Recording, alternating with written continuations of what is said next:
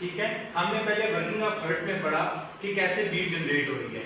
अब हम ये देखेंगे कि हमारे कार्डियक साइकिल के बीट की जनरेशन कैसे हो रही है और मतलब कितने टाइम में हो रही है, कि कैसे एक हार्ट जो हमारा जो हार्ट है वो रिलैक्स भी कर रहा है और कॉन्ट्रैक्ट भी कर रहा है। ठीक है, सो ये इसमें 1 मिनट 60 सेकंड होता है 1 मिनट में, और जो हमारा हार्ट है वो 72 टाइम्स पर मिनट जो है वो बीट करता है। तो इसको डिवाइड करो तो 0.8 सेकंड, तो हमारी एक बीट को जनरेट होने में कितने सेकंड लग रहे हैं? 0.8 सेकंड। अब इसको हम 3 हिस्सों में डिवाइड करते हैं। सबसे पहला हमारे पास आ जाता है जॉइंट डायस्टोल। डायस्टोल का मतलब हमें पता है जब हमारा हार्ट रिलैक्स करता है। ठीक है, और जॉइंट डायस्टोल इसलिए कहते हैं कि ये वो केस होता है, वो सिनेरियो होता है जिसके अंदर हमारे एट्रिया वेंट्रिकल सब कॉन्ट्रैक्ट कर रहे हैं, इसलिए हम इसको क्या कहते हैं? Joint diastole.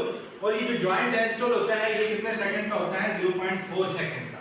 0.4 सेकंड तक हमारा हार्ट रिलैक्स करता है और एट्रिया और वेंट्रिकल जो है हमारे पास जितने भी हमारे हार्ट के मसल है वो बिल्कुल रिलैक्स हो जाते हैं। ठीक है, दूसरा केस आ जाता है हमारे पास, अब इसको 0.1 सेकंड का, जिसके अंदर हमारे जो एट्रिया है यानी कि जो सैन हमारा इंपल्स जनरेट कर रहा होता है वो हमारे पास इंपल्स जनरेट करता है, तो हमारे एट्रिया कॉन्ट्रैक्ट होते हैं, उसमें कितना टाइम लगता है? 0.1 सेकंड। ठीक है, 0.1 सेकंड हमारे एट्रिया कॉन्ट्रैक्ट होते हैं, यानी कि एट्रियल सिस्टोल भी हम इसको कहते हैं।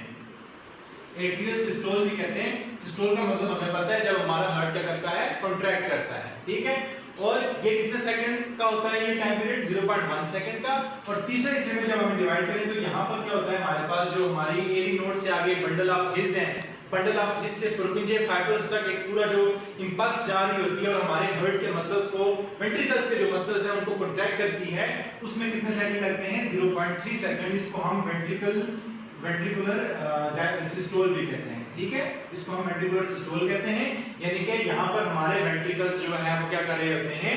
कॉन्ट्रैक्ट कर रहे होते हैं। ठीक है, सो अब ये जो हमारे पास पहला है इसको जॉइंट डायस्टोल इसलिए कहते हैं कि ये तमाम के तमाम एट्रिया और वेंट्रिकल जो है वो रिलैक्स कर रहे हैं। इस केस में हम इनको जॉइंट सिस्टोल नहीं कहेंगे। क्यों? क्योंकि पहले एट्रिया कॉन्ट्रैक्ट कर रहे हैं फिर वेंट्रिकल कॉन्ट्रैक्ट कर रहे हैं। ठीक है, सो ये था हमारे पास कार्डियक साइकिल।